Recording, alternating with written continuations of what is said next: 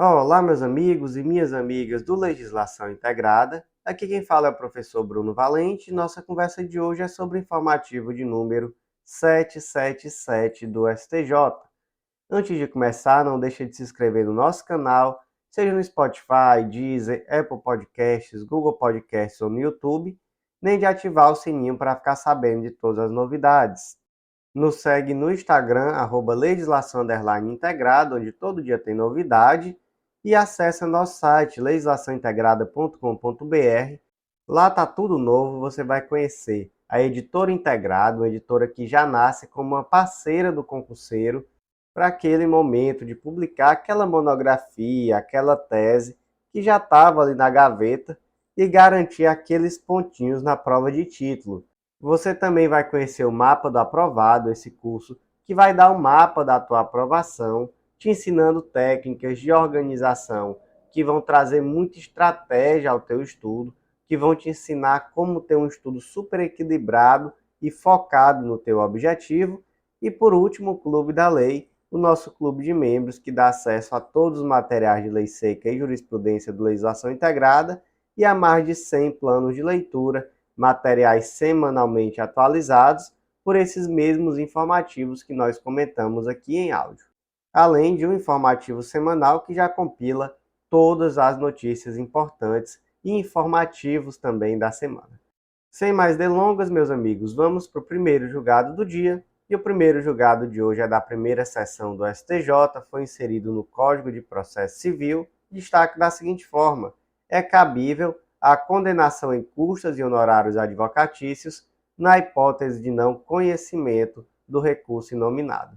Vamos lá, gente. Primeira coisa, esse informativo de hoje vai ter muita notícia sobre juizado especial. Muitos julgados em pedidos de uniformização de interpretação de lei. E o que raios é isso, professor? É o recurso cabível em face daquela decisão de turma recursal, quando há divergência entre decisões de turmas recursais. E necessariamente essa divergência deve ser sobre matéria de direito material, questão de direito material. Então, se for uma questão de direito processual, não cabe pedido de uniformização de interpretação de lei. Vamos aqui para alguns pontos importantes. Primeiro, só cabe pedido de uniformização de interpretação de lei no âmbito do Juizado Especial da Fazenda Pública e do Juizado Especial Federal. No âmbito do Juizado Especial Civil, que é ali regido pela Lei 9.099, não cabe, tá bom? Segundo ponto, quando a divergência for entre turmas do mesmo Estado, esse julgamento vai ser feito pelo Tribunal de Justiça. Quando for entre turmas recursais de diferentes estados da federação, aí quem julga é o STJ, e é exatamente por isso que esse julgamento aqui foi feito pelo STJ. Mas uma coisa já deve ter saltado aos olhos. Trata-se aqui de um julgado sobre honorários advocatícios. Mas, professor, você não acabou de me dizer que esse tal desse PUIL, né, pedido de uniformização de interpretação de lei, só trata sobre questão de direito material e honorário advocatício não é questão de direito processual, não? A STJ entendeu que se trata de uma norma de natureza híbrida, porque, apesar de ter natureza de fato processual, os honorários são um direito do advogado, de natureza inclusive alimentar, e que por isso há uma natureza substancial. Sendo a norma de natureza híbrida, então é sim possível o pedido de uniformização de interpretação de lei. Quanto a isso, ok, né? Certo, vamos lá, vamos avançar no debate. Foi proferida a sentença no âmbito do juizado especial, e aí foi interposto o recurso inominado em face dessa sentença. Da decisão da turma recursal, caberá a fixação de honorários de sucumbência em favor do advogado do vencedor? Caberá.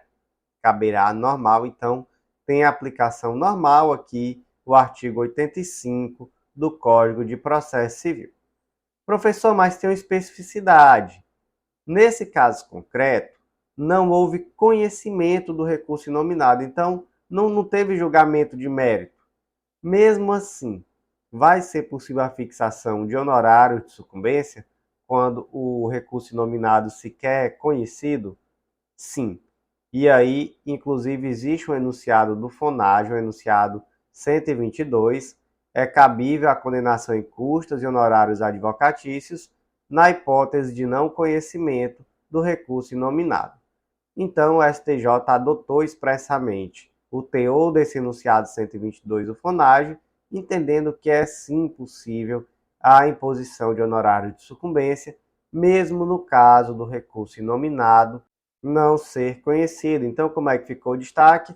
É cabível a condenação em custas e honorários advocatícios na hipótese de não conhecimento do recurso inominado.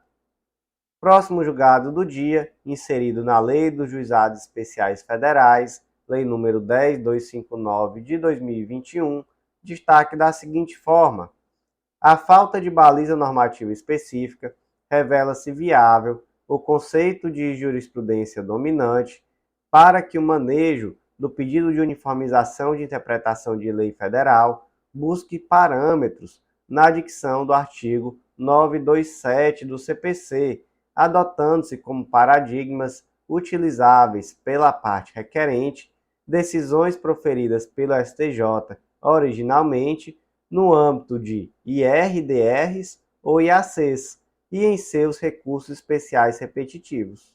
Primeiro ponto, pessoal, IRDR, incidente de resolução de demandas repetitivas, IAC, incidente de assunção de competência.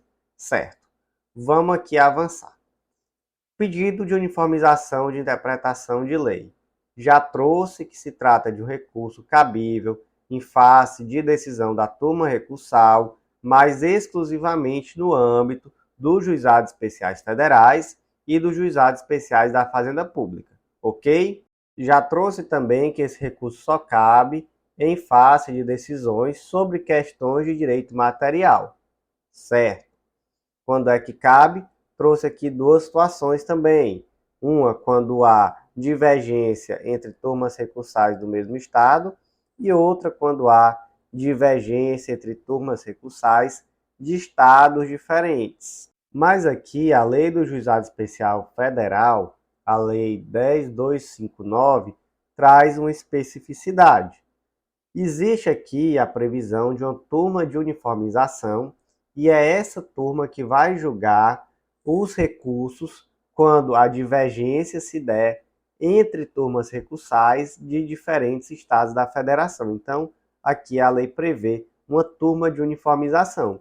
Mas mesmo assim, ainda existe uma situação em que é o STJ que vai julgar esse pedido de uniformização. É quando a orientação acolhida pela turma de uniformização, em questão de direito material, contrariar a súmula ou jurisprudência dominante do STJ. E aí, veja só, o primeiro chega-se até a turma de uniformização, e aí a turma de uniformização decidiu contrariamente a uma súmula ou a uma jurisprudência dominante do STJ. Aí é possível o recurso ao STJ, e o STJ é quem vai decidir a divergência. Ok? Certinho. Mas o que é uma súmula é algo muito objetivo. Mas o que raios é uma jurisprudência dominante do STJ? E aí o STJ respondeu, olha, para esses efeitos, que é o efeito de você recorrer de uma decisão da turma de uniformização em questão de direito material, jurisprudência dominante é aquilo que vincula. Então, será o quê? Aquela decisão em âmbito de incidente de resolução de demanda repetitiva, aquela decisão em âmbito de incidente de assunção de competência e aquela decisão em recurso especial repetitivo. Então, não adianta você trazer como paradigma uma decisão de turma, uma decisão de sessão, não adianta, você tem que trazer um acórdão, um paradigma nesses termos, ou súmula ou jurisprudência dominante. E a jurisprudência dominante vai ser IRDR, IAC ou recurso especial repetitivo. Então, como é que ficou aqui o destaque? A falta de baliza normativa específica revela-se viável o conceito de jurisprudência dominante para efeito do manejo do pedido de uniformização de interpretação de lei federal, busque parâmetros na dicção no artigo 927 do CPC, adotando-se como paradigmas utilizáveis pela parte requerente decisões proferidas pelo STJ originalmente no âmbito de IRDRs, de IACs e de seus recursos especiais repetitivos. Próximo julgado do dia é da segunda sessão do STJ e foi inserido tanto na Lei dos Juizados Especiais Federais, Lei nº 10259 de 2001, quanto na Lei dos Juizados Especiais da Fazenda Pública, Lei 12153 de 2009. Destaque da seguinte forma: o pedido de uniformização de interpretação de lei somente é cabível no âmbito de processos de competência dos Juizados Especiais da Fazenda Pública dos Estados, do DF, dos territórios e dos municípios, os quais são regulados pela Lei 12153 de 2009 e aqueles relacionados aos Juizados Especiais Federais regidos pela Lei 10259 de 2001. Portanto, não cabe no âmbito da Lei 9.099 de 95. Gente, já conversamos bastante sobre o pedido de uniformização de interpretação de lei. Inclusive, ao comentar os julgados anteriores, eu já trouxe um spoiler desse daqui. Então, gente, não cabe pedido de uniformização de interpretação de lei no âmbito do Juizado Especial Civil e Criminal da Lei 9.099. Cabe onde? Cabe no âmbito da Lei 10.259, que é a Lei do Juizado Especial Federal, e cabe também no âmbito da Lei 12.153, que é a Lei do Juizado Especial da Fazenda Pública. Então, como é que ficou aqui o destaque? O pedido de uniformização de interpretação de lei somente é cabível no âmbito dos processos de competência dos Juizados Especiais da Fazenda Pública dos Estados, DF, territórios e municípios, e aqueles relacionados aos Juizados Especiais Federais. Não cabe, portanto, no âmbito da Lei 9.099/95. Próximo julgado é da terceira sessão do STJ, foi inserido no arquivo de súmulas, lá na súmula 140 do STJ, e o destaque ficou assim: compete à Justiça Estadual processar e julgar a causa quando não se verifica da atuação de indiciado que se autodeclara quilombola, disputa alguma por terra quilombola ou interesse da comunidade na ação delituosa. O que é que diz a súmula 140 do STJ, gente? Que compete à Justiça Comum Estadual processar e julgar crime em que indígena figure como autor ou vítima. Então aqui, na verdade, simplesmente se deu a mesma leitura da súmula 140, que trata do indígena, também ao quilombola. Caso concreto, foi um conflito de competência em um inquérito policial que foi instaurado para apurar uma suposta prática de crime de posse irregular de arma de fogo e de pesca ilegal por um indivíduo que se autodeclarou quilombola. E aí a Justiça Estadual declinou da competência com o entendimento de que a autodeclaração do indiciado como quilombola atrairia a competência da Justiça Federal. E aí é assim? Não, não é assim. Não é o simples fato da pessoa ser indígena ou quilombola que vai atrair a competência da Justiça Federal para o julgamento do crime. Na verdade, gente, a Justiça Federal ela só vai julgar quando for questão ligada à cultura ou à disputa de interesses das comunidades indígenas, ou também das comunidades quilombolas. Nesse caso não se viu isso, se tratou aqui de uma situação pessoal, um crime de posse irregular de arma de fogo e de pesca ilegal. Ademais dessa pesca, ela não se deu em nenhum contexto de lesão a bem público da União, ou a direito específico da União, autarquia, empresa pública, federal, enfim, nada disso. Então, de fato, não se trata aqui de uma competência da Justiça Federal, e dessa forma, cabe sim ao delegado de polícia estadual, da Polícia Civil do Estado, dar andamento a esse inquérito. Destaque, então, como é que ficou? Compete à Justiça Estadual processar e julgar a causa quando não se verifica da atuação de indiciado que se autodeclara quilombola, disputa alguma por terra quilombola ou interesse da comunidade na ação delituosa. O próximo julgado do dia da primeira turma do STJ foi inserido no Código de Processo Civil e o destaque ficou da seguinte forma: interposto recurso especial ou recurso extraordinário contra acórdão que julgou incidente de resolução de demanda repetitiva, os efeitos deste ficam suspensos enquanto não julgado o recurso excepcional, hipótese em que não cabe reclamação. E basicamente, gente, esse julgado é a inteligência de dois dispositivos, o 982, inciso 1 do CPC e o 982, parágrafo 5º. Vamos ler. Admitido o incidente, que incidente é esse? É o IRDR, incidente de resolução de demanda repetitiva. O relator, 1. Suspenderá os processos pendentes, individuais ou coletivos, que tramitam no Estado ou na região conforme o caso. Então, veja só, foi admitido o incidente, o que o relator faz? Determina a suspensão de todos os processos acerca daquele tema, já que o objetivo do IRDR é exatamente uniformizar a jurisprudência. Então, vai ficar tudo suspenso até que o processo seja julgado.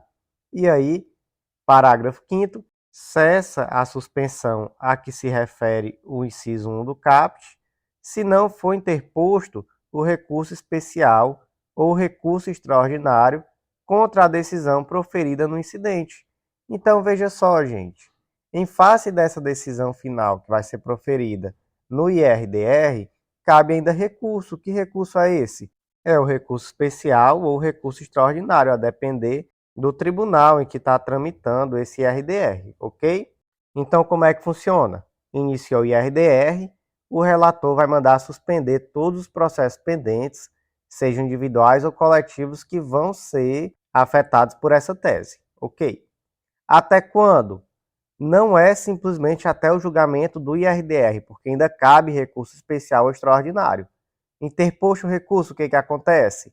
Aí, não necessariamente você vai ter que esperar o trânsito em julgado para que esses processos voltem a correr, mas necessariamente vai ter que aguardar pelo menos a interposição desse recurso e a chegada ao tribunal, seja ao STJ ou ao STF, e no âmbito desses tribunais se decidirá se permanece ou não essa suspensão. Mas o fato é que não se aplica de imediato aquilo que foi decidido no IRDR, quando ainda está pendente o recurso especial ou recurso extraordinário, de tal forma que não cabe reclamação quando o juízo de primeiro grau, por exemplo, deixa de aplicar aquilo que foi decidido no IRDR, ainda estando pendente o recurso extraordinário ou recurso especial em face daquilo que foi decidido. Ficou claro? Vamos ler de novo aqui o destaque. Interposto recurso especial ou recurso extraordinário contra o órgão que julgou o incidente de resolução de demanda repetitiva, os efeitos deste ficam suspensos enquanto não julgado o recurso excepcional, hipótese que não cabe reclamação. Próximo julgado é da segunda turma do STJ, foi inserido no arquivo de súmulas do STJ e o destaque ficou da seguinte forma: excepcionalmente, admite-se o conhecimento da impetração de mandado de segurança nos tribunais de justiça para fins de exercício do controle de competência dos juizados especiais. Em que súmula essa decisão foi inserida? Na súmula 376 do STJ. Compete à turma recursal processar e julgar mandado de segurança contra ato do juizado especial. Então, aqui é feita uma diferenciação.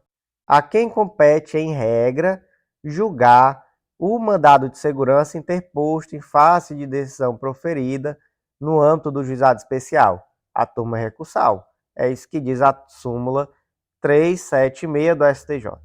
Entretanto, se esse mandado de segurança trata sobre uma questão de competência, é um controle de competência, aí, nesse caso, a competência para ajudar esse mandado de segurança não será da turma recursal, vai ser de quem? Do Tribunal de Justiça, porque cabe ao Tribunal de Justiça do Estado o controle de competência do juizado especial.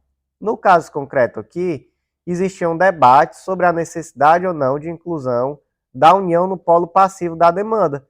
E aí, caso a União fosse inserida no polo passivo da demanda, a competência passaria a ser da Justiça Federal. Então, por isso que o mandado de segurança, nesse caso, foi de competência do Tribunal de Justiça Estadual. Como é que ficou o destaque? Excepcionalmente, admite-se o conhecimento de impetração de mandado de segurança nos tribunais de justiça para fins de exercício do controle de competência dos juizados especiais. Próximo julgado do dia foi inserido também no artigo de súmulas do STJ e o destaque ficou da seguinte forma: os atos de cancelamento da imunidade tributária pela ausência de preenchimento dos requisitos são dotados de carga declaratória, retroagindo à data em que estes deixaram de ser observados. Gente, aqui basicamente é uma interpretação a contrário senso da súmula 612 do STJ. O certificado de entidade beneficente de assistência social, que é o SEBAS, no prazo de sua validade, possui natureza declaratória para fins tributários, retroagindo seus efeitos à data em que demonstrado o cumprimento dos requisitos estabelecidos por lei para a fruição da imunidade. Vamos lá entender esse negócio. O artigo 95, parágrafo 7º da Constituição Federal diz que são isentas de contribuição para a Seguridade Social as entidades beneficentes de assistência social que atendam às exigências estabelecidas em lei. Então, veja só, apesar do termo isenção aqui, esse termo é atécnico. Na verdade, é uma imunidade, porque é uma proteção que a Constituição Federal confere aos contribuintes. Então, é a Constituição que traz e diz que essas entidades não serão tributadas. Portanto, é uma imunidade e não a isenção. Perfeito? Esse é um primeiro ponto muito importante. Segundo ponto, quem são essas entidades de assistência social? 2 requisitos. A entidade deve atender às exigências estabelecidas em lei. Segundo requisito, deve ser beneficente de assistência social. Quanto ao requisito 1, quais são as exigências estabelecidas em lei? Não distribuir qualquer parcela de seu patrimônio ou de suas rendas a qualquer título. 2. Aplicar integralmente no país os recursos na manutenção de seus objetivos institucionais. 3. Manter escrituração de suas receitas e despesas em livros revestidos de formalidades capazes de assegurar sua exatidão. Esse é o requisito 1. Essas são as 3 exigências que estão estabelecidas em lei. Onde é que elas estão? Elas estão lá no artigo 14 do Código Tributário Nacional. Requisito 2. A entidade deve ser beneficente de assistência social. E aí, como é que se prova esse requisito? Através do SEBAS, Certificado de Entidade Beneficente. Mas aí, esse é o ponto da súmula 612 do STJ. A emissão do SEBAS é um ato declaratório, que imagina, a entidade ela requer a emissão desse SEBAS, e aí imagina que isso demora 1 ano, 2 anos, e enquanto isso, o que acontece? Depois de 2 anos, se reconhece, você realmente é uma entidade beneficente. Tome aqui seu SEBAS. E aí, durante todo esse tempo, a empresa ficou pagando os tributos que ela não deveria. E aí, tá certo? Não, por que não tá certo? Porque essa decisão que atribui o certificado de entidade beneficente, o SEBAS, ela é tão somente declaratória.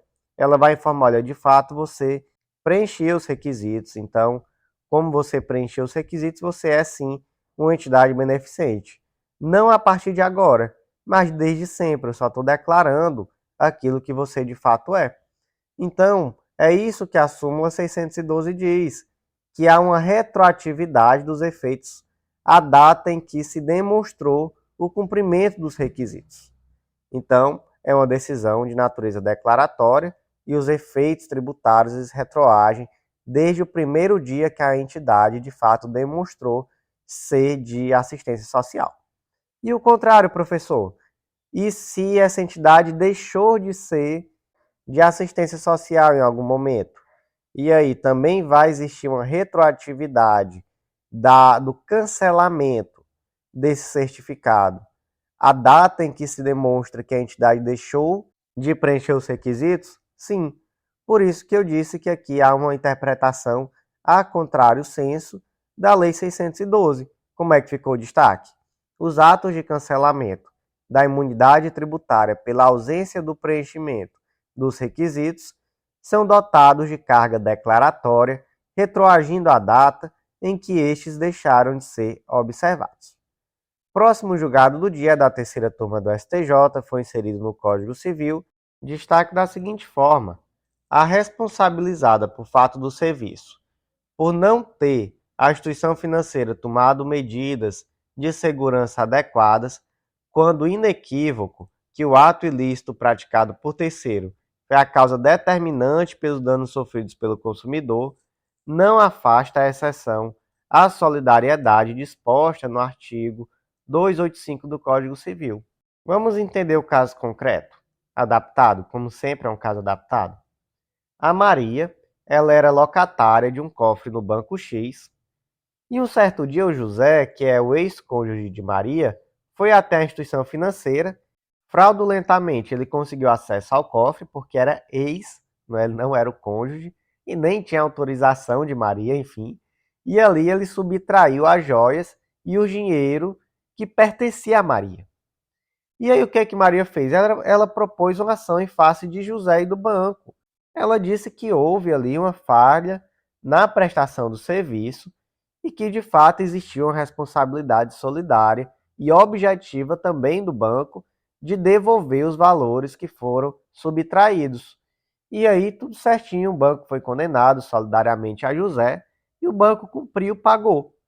Posteriormente, o banco propôs uma ação regressiva em face do José, requerendo de volta a totalidade desse valor que ele pagou. Aí o que a bênção do juiz decidiu? A bênção do juiz disse: não, valor completo, por quê? Vocês são solidariamente responsáveis. Então, olha só o que diz aqui, ó, o artigo 283 do Código Civil. O devedor que satisfez a dívida por inteiro tem direito a exigir de cada um dos codevedores a sua cota, dividido-se igualmente por todos a do insolvente, se o houver, presumindo-se iguais no débito as partes de todos os codevedores. Então, olha o que a bênção do juiz disse. Ele disse: olha, de fato, o José aqui cometeu uma fraude, ele subtraiu esses valores em face aqui da instituição financeira, esses valores pertenciam a Maria. O banco devolveu o valor integral, mas o banco só vai poder pedir de volta metade de José. A outra metade fica para José. Tem juiz que devia se aposentar, não tem? Não entendo não esse tipo de coisa. Mas, gente, a solução para isso está na lei. Artigo 285. Se a dívida solidária interessar exclusivamente a um dos devedores, responderá este por toda ela, para com aquele que pagar. Então, gente, o único beneficiado aqui pelo ato ilícito foi José. O banco acabou que também foi uma vítima. Perante Maria, não. Perante Maria, ele foi fornecedor. Ele, de fato, prestou um serviço de forma equivocada e ele vai ter que indenizar Maria. Perfeito. Mas perante José, ele foi uma vítima. O José, ele inclusive praticou aqui um crime, a gente pode debater qual foi esse crime, prejudicou Maria ao subtrair os bens de Maria e prejudicou também a instituição financeira, que teve que arcar com esses valores, devolvendo a Maria, que teve a sua credibilidade abalada, porque de fato cometeu aqui um erro de segurança. E aí imagina uma solução maluca na qual a instituição financeira só vai poder cobrar metade do valor de José. Basicamente o que o juiz disse foi: não, José, metade aí é prêmio, fica aí com metade do valor de presente para você. É loucura, sinceramente é loucura.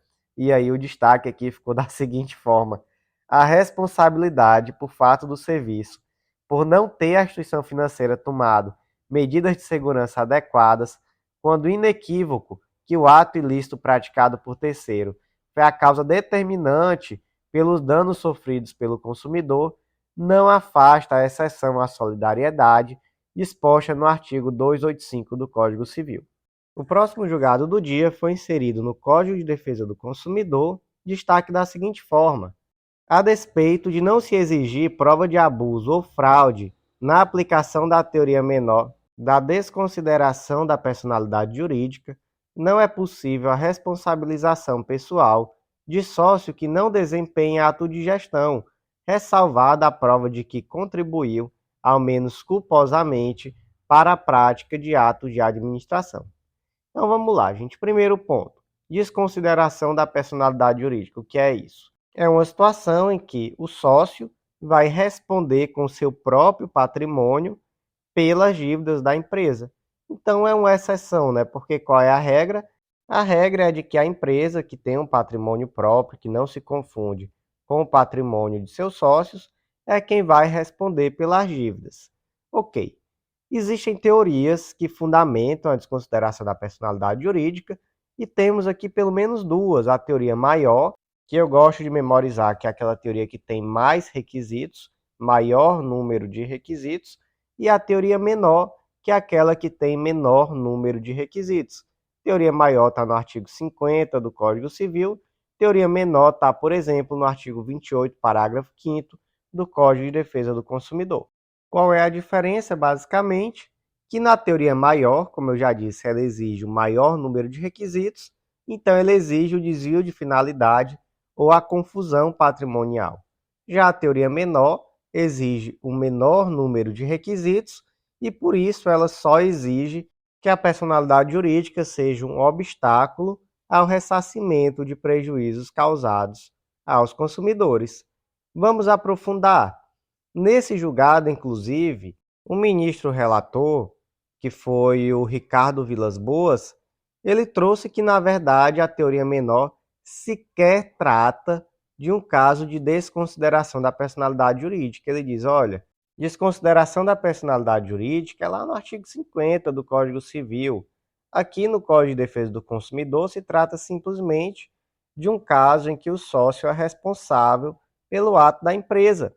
Isso não é necessariamente desconsideração da personalidade jurídica. Então, um aprofundamento doutrinário aqui. Se algum dia você estiver respondendo uma prova sobre esse assunto, uma questão, melhor dizendo, em uma prova subjetiva, você pode trazer, inclusive, existe uma corrente doutrinária que afirma que o artigo 28, parágrafo 5º do CDC, na verdade, sequer trata de uma hipótese realmente de desconsideração da personalidade jurídica, mas tão somente de uma situação em que o sócio é responsável pelas dívidas da sociedade. Certo, vamos lá.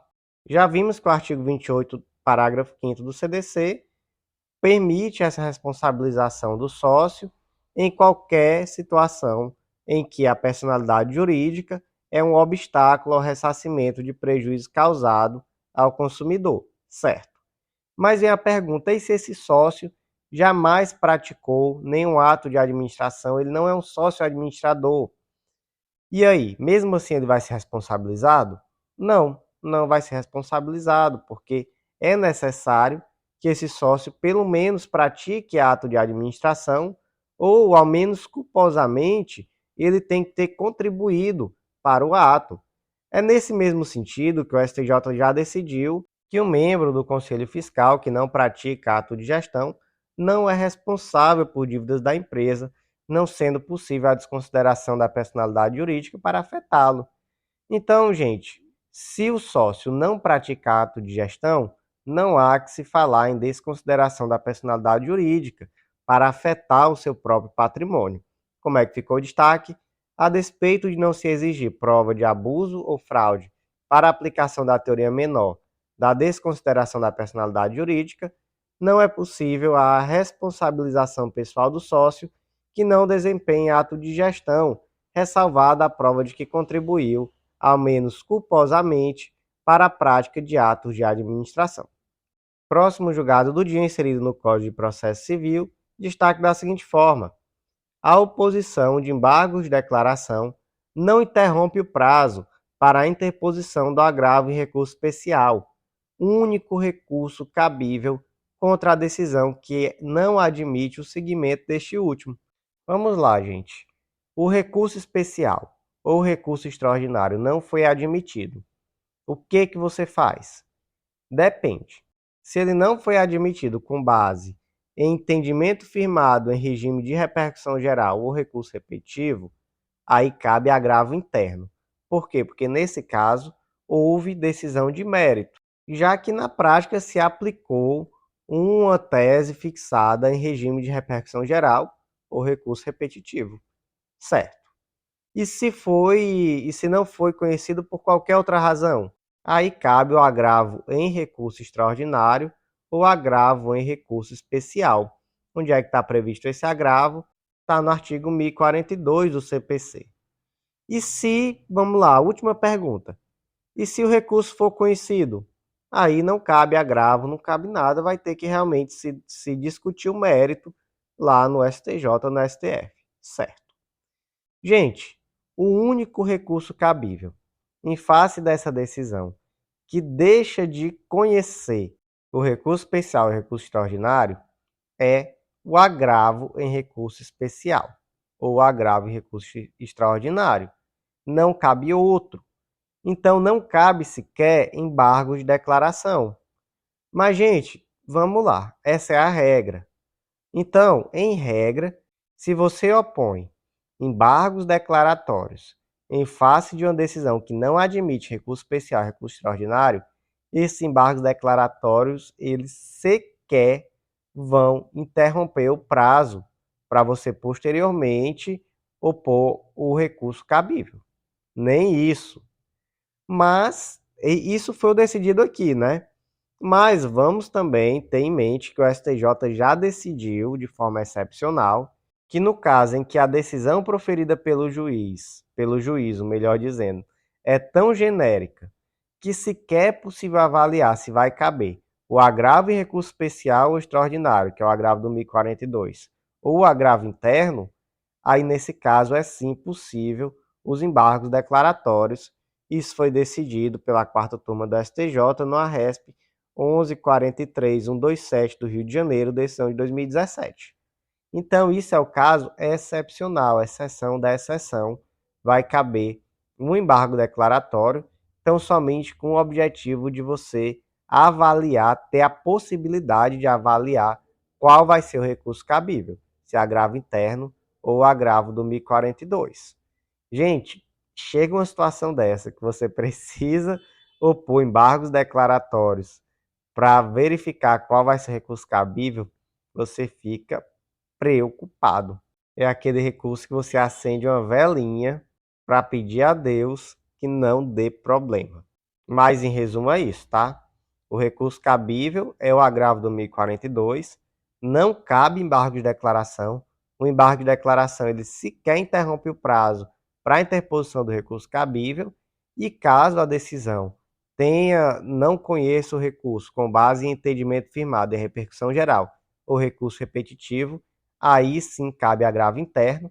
E se a decisão for tão genérica que você não conseguir verificar se cabe o agravo interno ou o agravo do 1042, aí nessa situação excepcionalíssima, você reza um Pai Nosso, duas Ave Maria, acende uma vela e opõe o embargo de declaração e pede a Deus que tudo dê certo. Vamos reler o destaque. A oposição de embargos de declaração não interrompe o prazo para a interposição de agravo em recurso especial, único recurso cabível contra a decisão que não permite o seguimento deste último. Me contem o que vocês estão achando. A leitura do destaque também ao final do julgado está melhor ou era melhor como era antes, somente a leitura no começo? Contem nos comentários, manda mensagem no inbox. Quero saber a opinião de vocês. Vamos lá, próximo julgado. O próximo julgado é da quarta turma do STJ, foi inserido na Lei de Registros Públicos, Lei número 6015 de 73, destaque da seguinte forma: em ação reivindicatória, constatada a existência de dois títulos de propriedade para o mesmo bem imóvel, prevalecerá o primeiro título aquisitivo registrado. Caso concreto adaptado. A Maria mora em uma casa situada à Rua A, número 135, desde 1950. E aí, em 1970, a Maria propôs uma ação de uso capião. Essa ação foi transitada em julgado e foi registrada lá no Registro de Imóveis B em 1974. Então, vamos lá. mora na casa desde 1950. Em 1970, propôs a ação de uso capião. Em 1974, já havia transitado em julgado, tudo certinho, e foi aberto a matrícula para esse imóvel lá no cartório de registro de imóveis B da cidade X. Como é a história dessa casa? Essa casa, ela foi construída em 1880 por Abelardo, e nesse ano ela já foi registrada lá no registro, no cartório de registro de imóveis A. E aí, em 1970, esse imóvel foi vendido para a Albaniza, sendo que a Albaniza só registrou 10 anos depois e registrou em 1980 lá no cartório de registro de imóveis A, que é onde existia desde 1880 o registro do referido imóvel. E aí a Albaniza, depois que registrou lá em 1980, ela propôs uma ação reivindicatória em face de Maria e afirmou que, apesar do seu registro ser posterior ao de Maria, porque veja só, a situação aqui é que existe um duplo registro do imóvel, né? Tanto no cartório A quanto no cartório B. Está errado, não deveria existir um duplo registro. Mas o fato é que existia. E aí a gente pode perguntar, quando há duplo registro, qual prevalece? Prevalece o que foi registrado primeiro. Está lá no artigo 186 da Lei de Registros Públicos. O número de ordem determinará a prioridade do registro e esta a preferência dos direitos reais, ainda que apresentados pela mesma pessoa mais de um título simultaneamente. Então, veja só, o primeiro registro ele tem prioridade.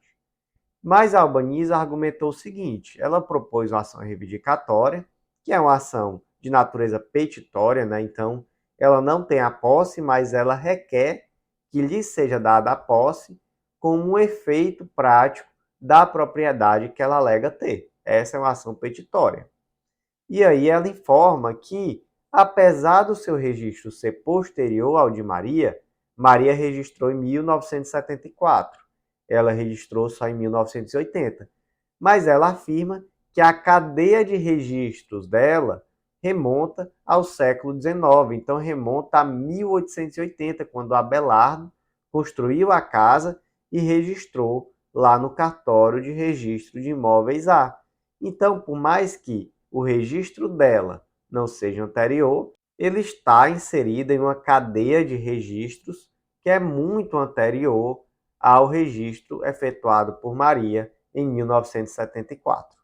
E aí, o argumento de Albaniza vai prevalecer? Resposta: não, não vai prevalecer. E aqui, gente, temos dois motivos. Primeiro, que prevalece aquele registro que foi feito em primeiro lugar. Não importa se a cadeia de registros de Albaniza data do século XIX. Isso daí não importa. O fato é que o registro dela foi feito em 1980 e o de Maria foi feito em 1974. Então, o de Maria é prevalente, foi feito primeiro. Segundo ponto, Maria conseguiu a uso capião do imóvel. E a uso capião é uma forma de aquisição originária da propriedade. Então, gente, não guarda nenhuma relação com a cadeia de títulos que existia anteriormente. De fato, é um novo registro do imóvel, não guardando qualquer relação com o registro anterior. Então, por esses dois motivos, de fato, o pedido de Albaniza não poderá ser atendido e o destaque ficou da seguinte forma: em ação reivindicatória, constatada a existência de dois títulos de propriedade para o mesmo bem imóvel, prevalecerá o primeiro título aquisitivo registrado. Próximo julgado do dia da quinta turma do STJ foi inserido no Código Penal destaque da seguinte forma: no crime de furto contra empresa de segurança de transporte de valores, o prejuízo está inserido no risco do negócio e não autoriza a exasperação da pena basilar, porquanto íncito ao tipo penal. Gente, vamos lá. Caso concreto adaptado. O Mévio furtou R$ 224.200 de uma empresa de transporte de valores, motivo pelo qual foi condenado pelo crime de furto. Na primeira fase da dosimetria, a pena base foi exasperada tendo em vista que o juiz entendeu que as circunstâncias do delito extrapolaram o normal ao tipo penal. E, gente, só para que não fique dúvida, foi furto, não foi roubo, tá? Aqui no exemplo, porque no roubo nós temos inclusive uma causa de aumento, a pena aumenta-se de 1/3 até a metade, se a vítima está a serviço de transporte de valores e o agente conhece tal circunstância. Aqui no furto não existe essa causa de aumento. Então aqui tratamos de um crime de furto. O juiz, na primeira fase da dosimetria, entretanto, ele entendeu que havia uma consequência mais gravosa do crime devido a esse valor de R$ 224.200 e por isso ele exasperou a pena base na primeira fase. Como a gente lembra, né? Na primeira fase da dosimetria, você vai até o artigo 59 do Código Penal, estarão as circunstâncias judiciais, e aí elas podem ser favoráveis ou desfavoráveis. São 8 circunstâncias, 7 delas podem ser favoráveis ou desfavoráveis, e uma delas, que é o comportamento da vítima, só pode ser favorável ao indivíduo, ao autor do delito. E dentre essas circunstâncias está as consequências do crime. O juiz entendeu que as consequências do crime aqui extrapolam aquilo que é esperado de um crime de furto, em virtude do valor, em virtude de ter sido um crime de furto de uma empresa de transporte de valores, e por isso exasperou a pena base na primeira fase da dosimetria. O que o STJ entendeu? Entendeu que não era possível exasperar a pena base, porque a consequência do crime foi aquela que é inerente ao tipo penal de furto. E aí, o que você acha dessa decisão? R$ 224.200. Realmente seria algo esperável em um crime de furto? É uma consequência natural em um crime de furto? Ou exacerba aquilo que é o normal ao tipo penal de tal forma que seria sim possível exacerbar a pena base na primeira fase da dosimetria? Quero saber sua opinião. Fala aí nos comentários, manda no inbox, me conta o que você acha.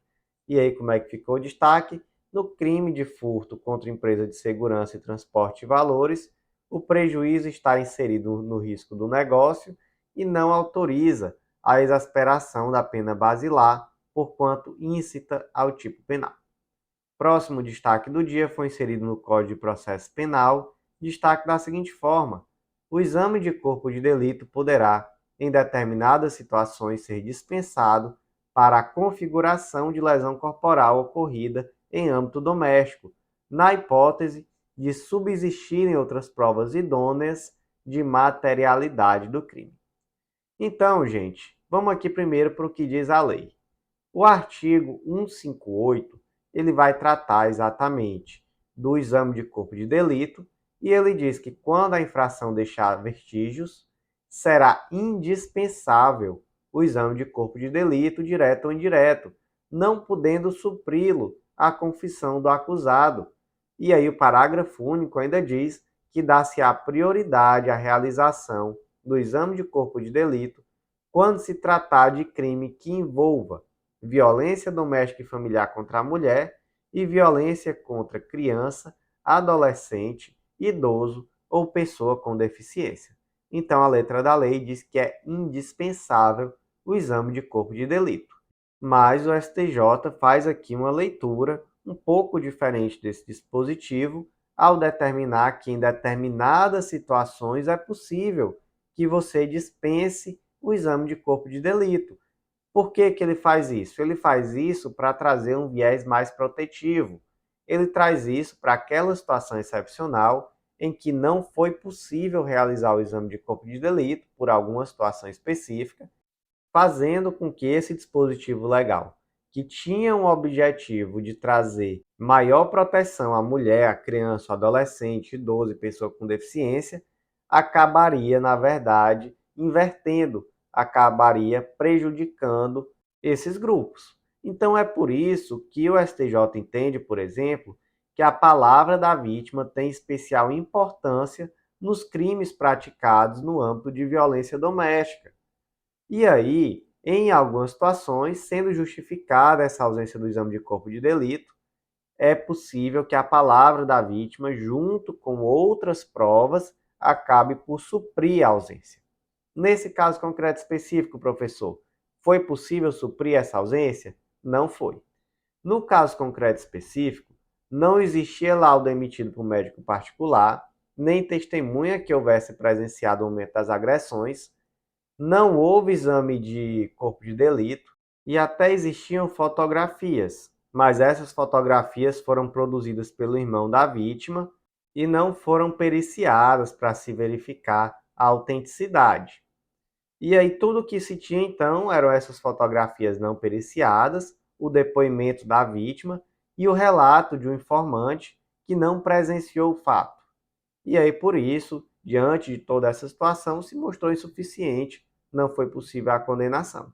E então, gente, o que o STJ decidiu foi que é possível suprir a ausência do exame de corpo de delito, mas é preciso a existência de uma carga probatória suficiente. Então, em um caso como esse, em que não havia uma carga probatória suficiente, não existiam outros elementos nos autos capazes de demonstrar sem sombra de dúvida a existência do crime e a autoria, então, de fato, não seria possível, aqui nesse caso concreto, suprir a ausência do exame de corpo de delito, mas em situações em que existisse uma carga probatória mais forte, de fato seria possível. Então, como é que ficou aqui o destaque? O exame de corpo de delito poderá, em situações excepcionais, ser dispensado para a configuração de lesão corporal ocorrida em âmbito doméstico, na hipótese de subsistirem outras provas idôneas de materialidade do crime.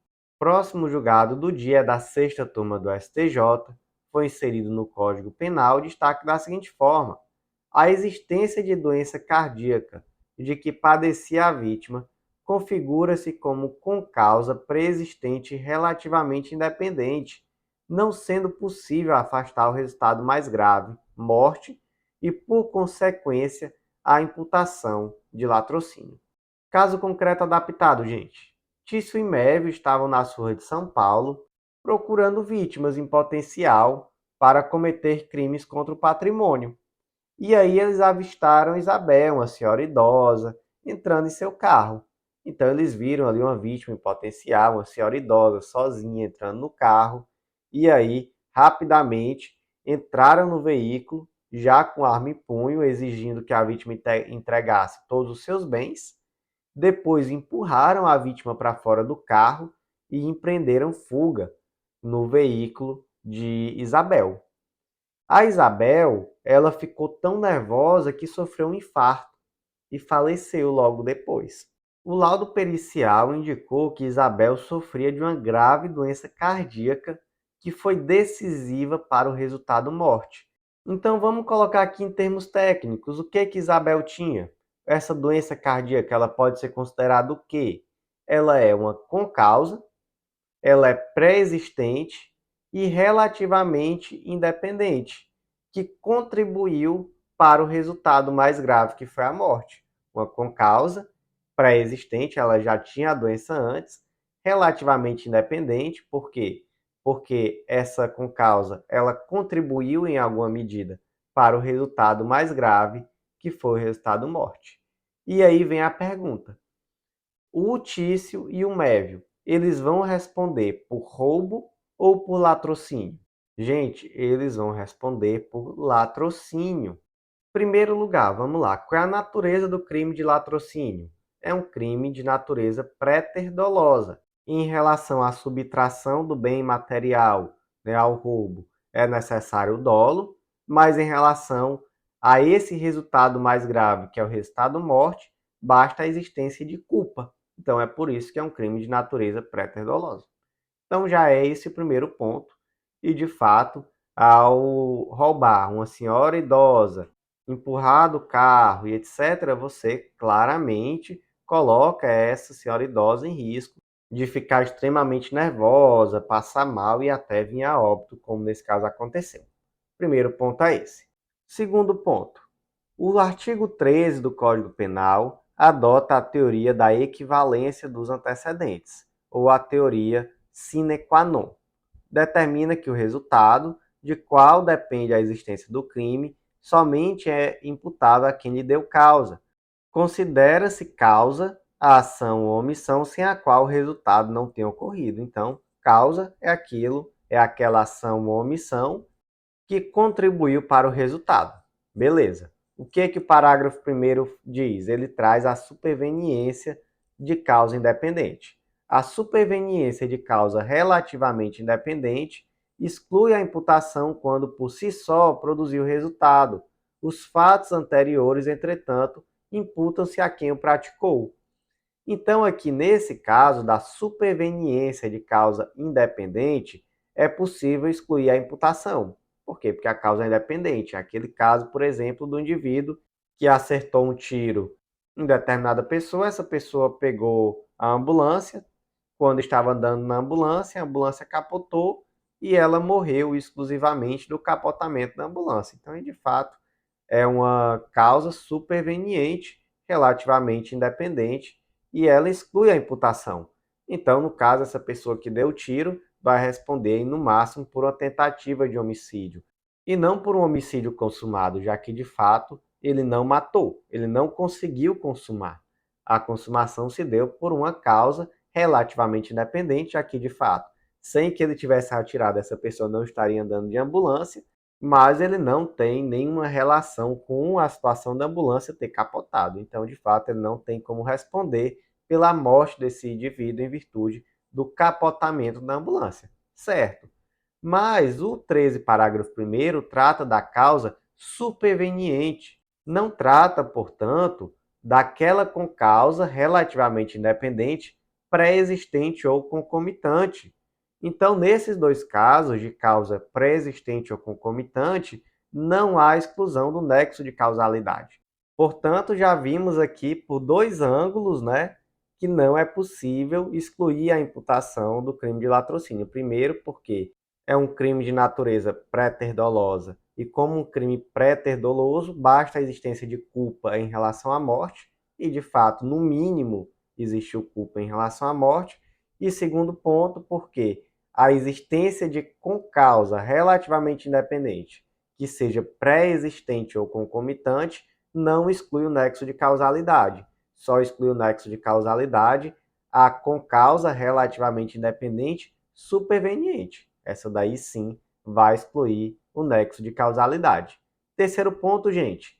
O laudo pericial, no caso concreto, não atestou que a morte tenha sido causada exclusivamente pela doença cardíaca pré-existente. Mas no caso concreto, a morte não foi causada exclusivamente pela doença cardíaca. De fato, o Tício e o Mévio terem assaltado a Isabel, eu só quero matar a Maria, mas é Isabel, e terem jogado a Isabel do carro, foi decisivo para ocasionar uma situação de estresse, e esse estresse, junto com a doença cardíaca pré-existente, foi que ocasionou a morte. Então, de fato, nesse caso, não é possível também excluir a punibilidade também pela morte. Então, gente, em resumo, como é que ficou o destaque? A existência de doença cardíaca de que padecia a vítima configura-se como com causa pré-existente relativamente independente, não sendo possível afastar o resultado mais grave, a morte, e, por consequência, a imputação do latrocínio. O próximo julgado de hoje foi inserido no Código Penal, destaque da seguinte forma: admite-se o distinguish quanto ao tema 918 do STJ, na hipótese em que a diferença de idade entre o acusado e a vítima não se mostrou tão distante quanto do acórdão paradigma, bem como a concordância dos pais da menor, somada à vontade da vítima de conviver com o réu e o nascimento do filho do casal, o qual foi registrado pelo genitor. Gente, vamos lá. Foi fixada a tese repetitiva, o tema 918 do STJ, e essa tese ficou assim: para a caracterização do crime de estupro de vulnerável, previsto no artigo 217-A caput do Código Penal, basta que o agente tenha conjunção carnal ou pratique qualquer ato libidinoso com pessoa menor de 14 anos, o consentimento da vítima, sua eventual experiência sexual anterior ou a existência de relacionamento amoroso entre o agente e a vítima não afastam a ocorrência do crime. Em resumo, gente, o que o STJ decidiu, inclusive fixou tese repetitiva? Que havendo conjunção carnal com pessoa menor de 14 anos, via de regra, está configurado estupro de vulnerável. E aqueles argumentos que normalmente são utilizados para justificar e que acabam perpetuando esse tipo de agressão, como por exemplo, a menina já tinha uma vida sexual, ou então a menina era prostituta, que seja, ou então outros argumentos do tipo, houve consentimento. Era uma menina de 12 anos, mas houve consentimento. Nada disso importa, gente.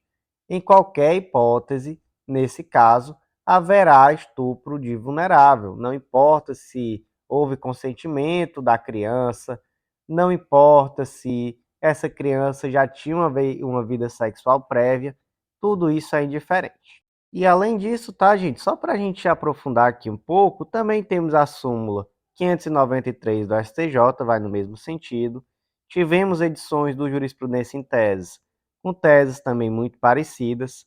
Outro julgado aqui muito importante, informativo 555 do STJ, o histórico sexual da vítima e sua condição de homossexual não podem ser utilizados para atenuar a pena. Então, não só não é possível excluir a aplicação da pena, quando muito menos é possível atenuar. Outros pontos. Exceção de Romeu e Julieta tem aplicação no Brasil? O que é exceção de Romeu e Julieta? É aquela que afirma que quando existe uma diferença de idade inferior a 5 anos, não é possível aplicar o crime de estupro de vulnerável. Então, por exemplo, um indivíduo de 18 anos que pratica conjunção carnal com uma menina de 13 anos. Pela exceção de Romeu e Julieta, não haveria aqui crime de estupro. Na prática, existe crime de estupro? Sim, existe, porque o Brasil não adota a exceção de Romeu e Julieta. Certo, dito tudo isso, nós vemos que a jurisprudência ela é bem firme nesse sentido, não é? Mas claro, gente, que em algumas situações a punição pelo crime de estupro de vulnerável pode se mostrar desmedida, não pode? Então, por exemplo, no caso aqui que deu origem ao tema repetitivo 914 do STJ, tínhamos uma situação em que o autor tinha 21 anos de idade e a vítima tinha 8 anos de idade. E aí, gente, era uma desproporção de idade muito grande e, de fato, muito difícil de alegar qualquer coisa em face de defesa. Mas no caso concreto aqui do informativo 777, era uma situação em que o autor do fato tinha 19 anos de idade, a vítima tinha 12, mas eles tinham um relacionamento amoroso, havia concordância dos pais da menina, e além disso, tiveram um filho. Esse filho foi devidamente registrado e havia um interesse de mútua convivência entre o pai e a mãe. Então, veja só toda a situação. Nesse caso concreto, o STJ entendeu que havia uma diferenciação substancial em relação ao caso paradigma e por isso afastou. Afastou por quê? Por ausência de relevância social na punição desse ato. Inclusive, houve aqui uma referência à teoria quadripartite da pena, que fala que o crime é fato típico, ilícito, culpável e punível concretamente. Nesse caso concreto, gente, imagina, existiu uma desproporção de 7 anos de idade, a menina teve um filho que foi registrado, existia um interesse de mútua convivência e havia uma aceitação por parte dos pais da menina. Pergunta-se, nesse caso, o que causaria maior dano social e maior dano ao núcleo familiar? Prender o pai ou tolerar aquela situação que está posta, ainda que se entenda que não seria uma situação ideal? Gente, nesse caso, realmente não faria sentido a punição. Então, em situações muito excepcionais, o STJ já aceita o distinguish ao tema repetitivo, afastando a punição pelo crime de estupro de vulnerável. Só para a gente aprofundar, outro julgado do ano de 2023 saiu no informativo 769 do STJ, da quinta turma, onde não aceitou esse distinguish, então onde se aplicou o crime de estupro de vulnerável. Aqui nesse caso, havia uma gritante diferença de idade e, além disso, não houve consentimento dos pais. Então, nesse caso, não havia que se falar em afastar o crime de estupro de vulnerável. Então, como é que ficou aqui o destaque do julgado? Admite-se o distinguish quanto ao tema 918 do STJ, na hipótese que a diferença de idade entre o acusado e a vítima não se mostrou tão distante quanto no acórdão paradigma, bem como a concordância dos pais da menor, somado à vontade da vítima de conviver com o réu e o nascimento de filho do casal, o qual foi registrado pelo genitor.